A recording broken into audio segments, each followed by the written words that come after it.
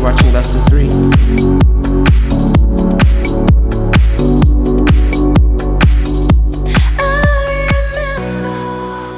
Feel like a hometown show when you're in California? Yeah, anytime I'm in like, I don't know, San Francisco, LA, San Diego, anywhere in between, yeah, it feels like home. I mean, I feel like right now, the California scene is probably one of the strongest in the world.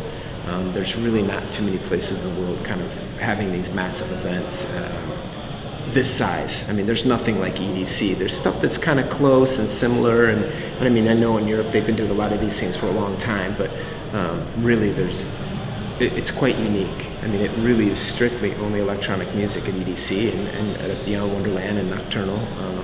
The live element's minuscule compared to the DJ element, the electronic element. So it's cool. It's cool to be a part of. Compared to when you first, I think, went to college in Salt Lake? Yeah.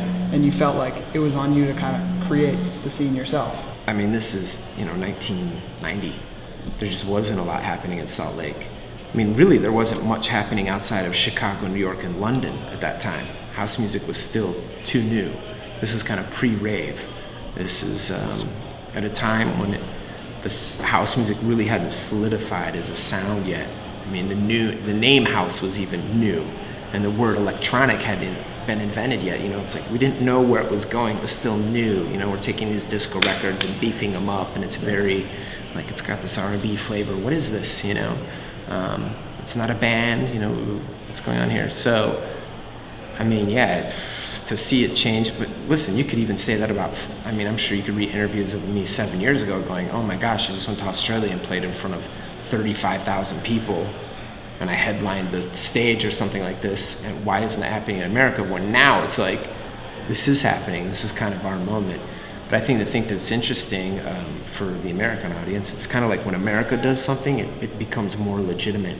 It's like, these were still kind of underground movements in these countries, and now that America is kind of getting behind this sound, I think it's just going to get bigger everywhere. But you might never have thought you'd hear Britney Spears singing over a dubstep break, Yeah, here we are. It's crazy. I mean, obviously, Max Martin and Dr. Luke are the guys who produced and wrote the music for this track, they're very aware of what we're doing. And obviously they're fans of it because, they're moving in this direction too.